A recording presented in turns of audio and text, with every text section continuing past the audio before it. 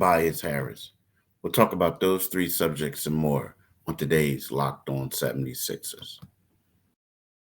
You are Locked On 76ers, your daily Philadelphia 76ers podcast. Part of the Locked On Podcast Network, your team every day.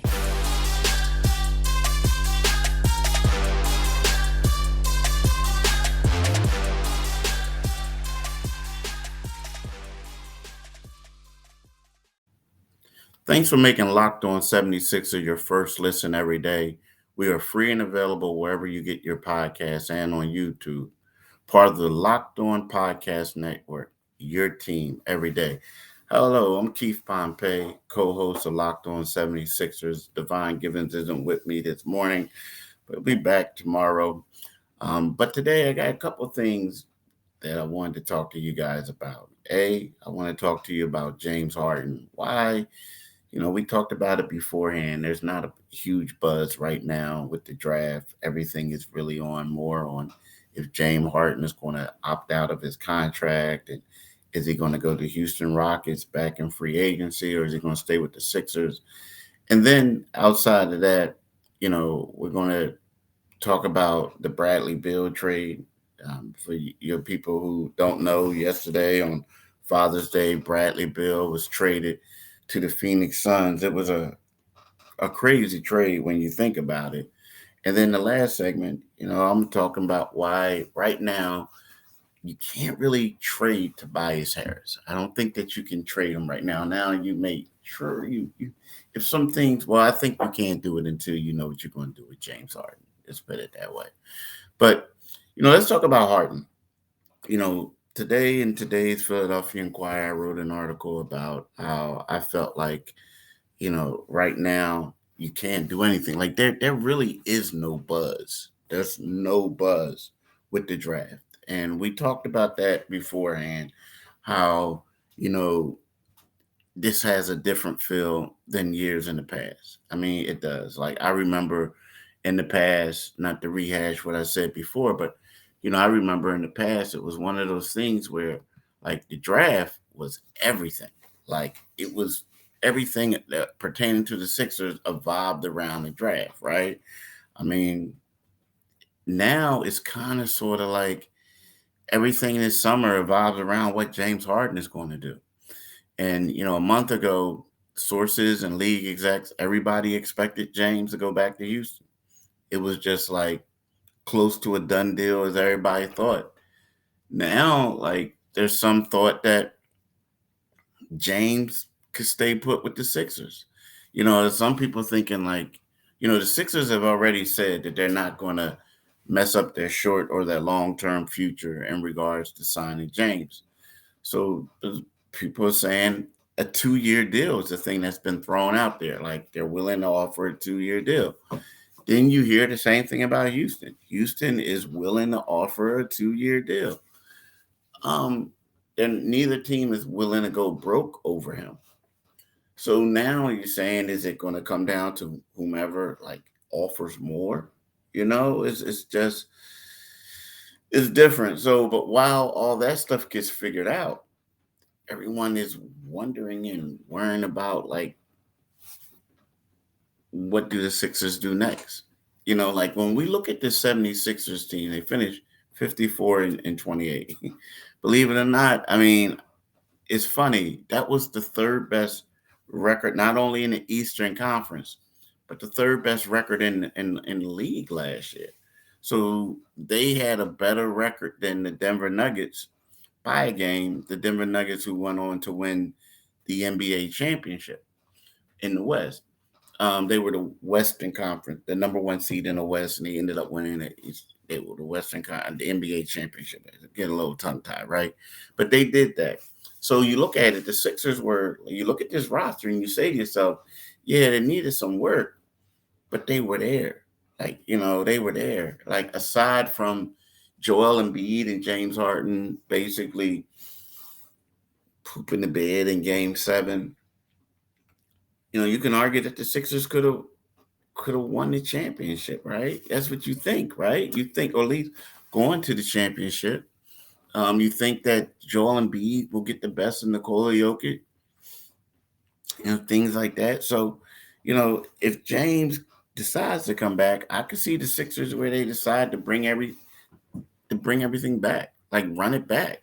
Like maybe certain guys in free agencies, like maybe if there's some guys you identified that you could get on a minimum or something like that, or some things you go after that. But for the most part, you could try to bring back your core. Now, we talked about George Niang. We talked about Jalen McDaniels, two guys who they could possibly, they should want to bring back. But I think that those two guys are guys who are going to actually have a market for them in free agency. So that could be tough. But, aside from that, like, I think that right now, everything is predicated on what James wants to do. It is like, if James wants to come back, the Sixers will go one way. If he doesn't want to come back, then you got to try to get some assets and make some pieces that can hopefully replace him. You're not going to adequately be able to replace him. We already talked about that because they don't have the cap space, and he's the only legitimate ball handler that they have, and facilitator. Really, he is right at this stage.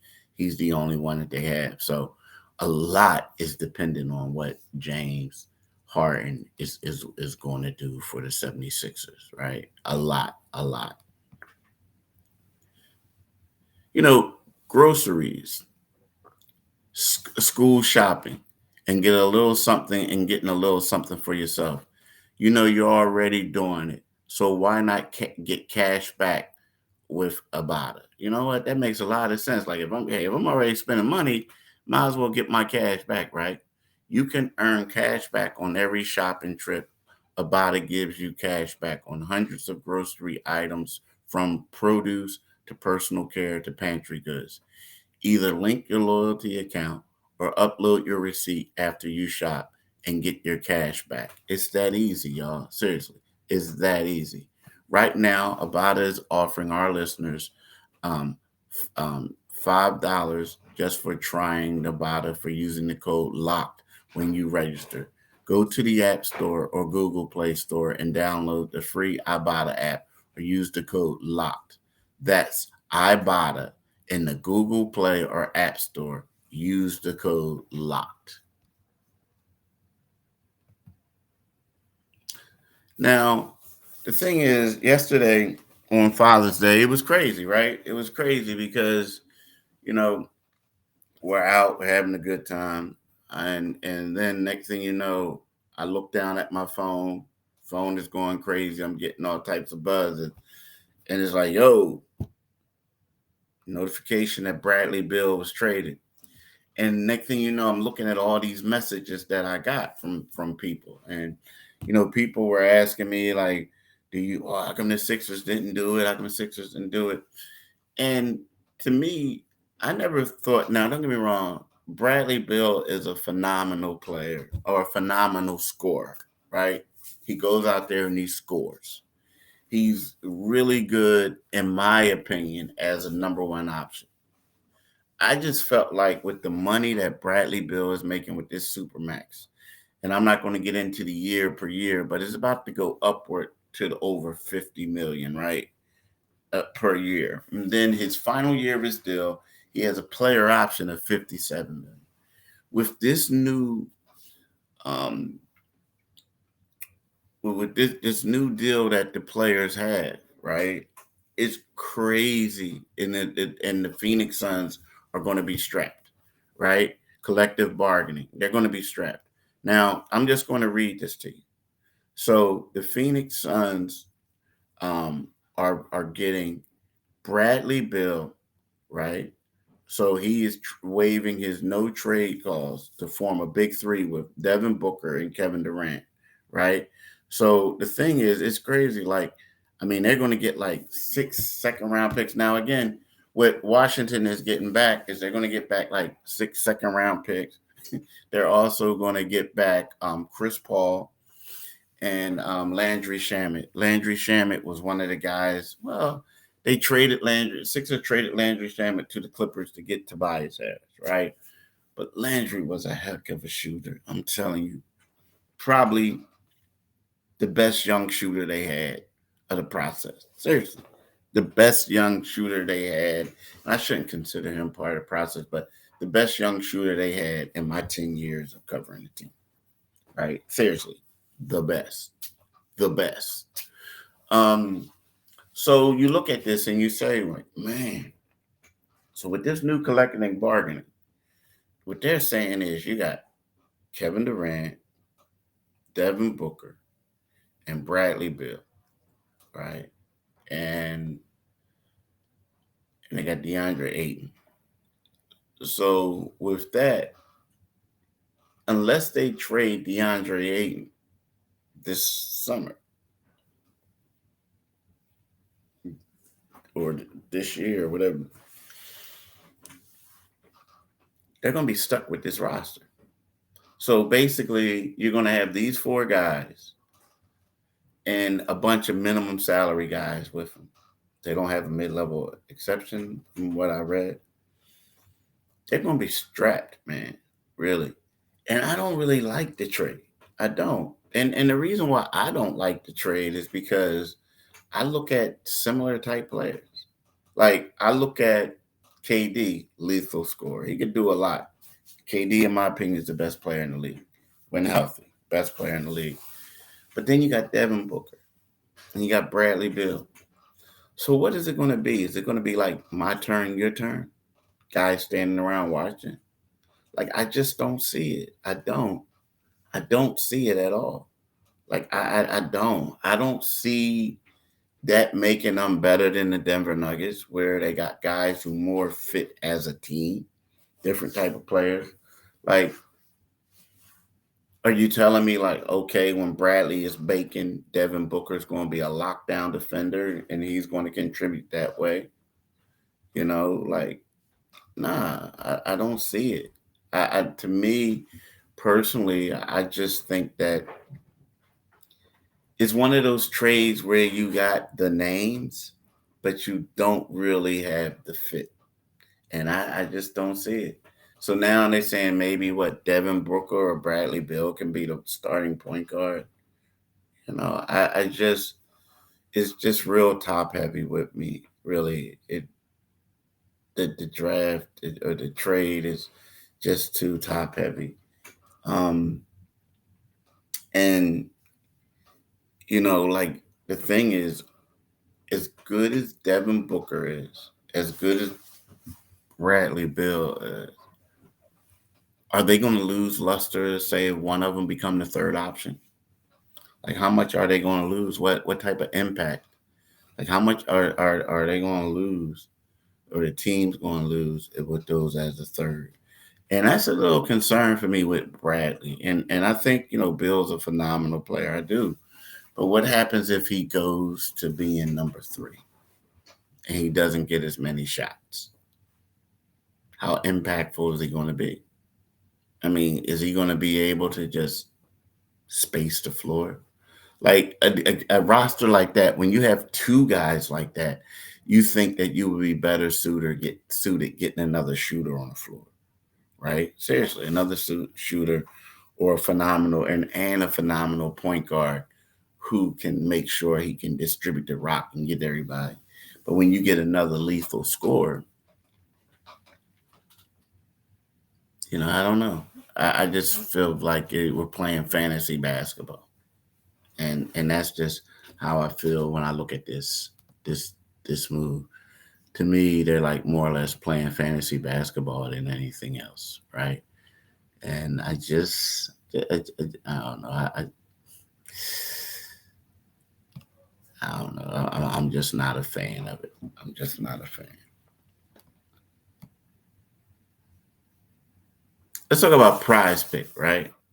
The thing about Prize Pick is kind of like the basketball season is over. The NBA playoffs are over.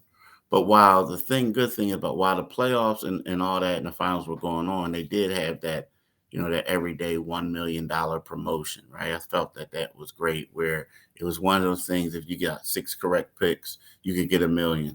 You got 5 correct, you could get 80,000, right? 4 correct, you could get 16,000. Now, so the thing about Prize Picks is like people ask, what is it? So how does it work? So with Prize Picks, you can pick anywhere from 2 to 6 players, and if they will go score more or less than the Prize Pick projections, you can win up 25 times your money on any entry. There's no competing against other people. It's just you and the projections available. Prize Picks offers projections on any sport you watch, so it's you can still do it, right? Even though the NBA season is over, right? It's NBA and NFL, Major League Baseball, NHL, PGA, college basketball, college football, women's basketball, WNBA, like esports, NASCAR, tennis, boxing, MMA, all of it, right? Even Euro basketball, right? So what you do is you download the PrizePicks apps, or you go to prizepicks.com to sign up and play daily fantasy sports. First time users can receive 100% instant deposit match up to $100 for your promo code locked on. If you deposit $100, PrizePicks will give you 100. If you deposit $50, PrizePicks will give you 50. Don't forget to enter the promo code locked on at sign up for instant deposit match up to $100. I'm telling y'all, do it today, people.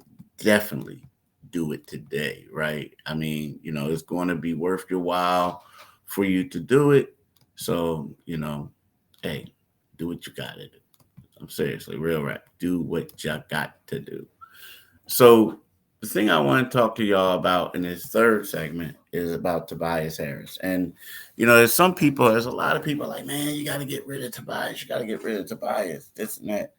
My question is, a lot of people think, like today, I got a buddy who keeps texting me, and he likes wants Tobias out of here, like yesterday, like he wanted him out. And he texted me this morning, or actually it was late last night, but I didn't see it until this morning.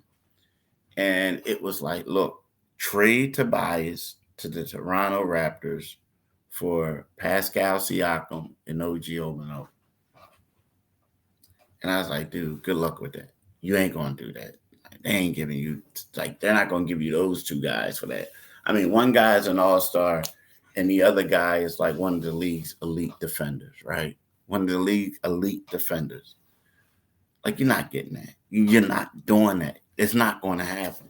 And especially not when, they can say, the Raptors can say to the Sixers, like, are y'all crazy? Like, we love Tobias, but he was a fourth option. You want us to give y'all an all-star and our best defender, right? That's what you want us to do for what a guy you deem as the fourth option. So those are certain things that you gotta think about. Now, Tobias can play. Whenever given the opportunity to show what he can do, he's done it. He just didn't get a lot of opportunities. And just on this team, the way the roster is currently constructed, is that he's the fourth option. But he can play. But as a fourth option on this team, you're not going to probably get equal value for him. You're not. I mean, it's in no man's land, like limbo. Like, Tobias is a quality scorer. He can do certain things. He has like fringe all-star type numbers before this season. So for you want to go ahead and bring in, and he's making a lot of money. So you want to bring in someone that's going to help you. But teams are looking at it and they're not going to give you equal value based on money for him, or it's going to be hard, right? So realistically, the best thing to do for Tobias now, again, if James leaves, then you may have to say, well, listen, we may take a hit on this one, but we got to revamp this roster. So we'll take a hit, just get something, right? But maybe the best thing for the Sixers to do is to hold on to Tobias, at least to the trade deadline, and then basically try to ship him to a place that's going to need him. And then maybe it might be a place that says, like, you know what? Maybe we can move forward. maybe we can move forward with them. Maybe we can keep them. But right now, I don't think they're going to get the value that they want. I think right now, like a team, if they're saying like, "Hey, look all the money he makes," we're basically doing you a favor by getting underneath off of this contract. So what else are you going to give me? Sixers don't have the draft picks to give somebody. Now who knows? They just don't have it. They don't. They don't have the draft pick. And if I'm a team, I'm saying, hey, okay, Tobias is probably going to be a free agent. He's going to walk no matter where you send him, unless a deal is you can't really work out a deal, but they can do the wink wink, right? With the team that they're trading to Tobias's agent, and that team can do a wink wink. And but it's one of those things where if I'm a team, I'm saying, okay, you got to give me Max. Seriously. Because if I'm taking this contract and taking this salary, you got to give me Tyrese Maxey. So, that's where they are right now. And we'll just see how that works out, see how everything goes. But, it's going to be, I don't know, you can trade them, but I'm talking about trading them and getting something of equal value. And right now, do you really want to do that until you know what you're going to do with James? Seriously. Do you want to do that until you know what you're going to do with James? That's how I feel. But look, I want to thank y'all for listening. Hopefully, my man D will be back tomorrow. We can knock this thing out. Just, I just wanted to make sure that I got y'all a podcast today. This and that. So I want to thank y'all for listening and have a great day. Peace.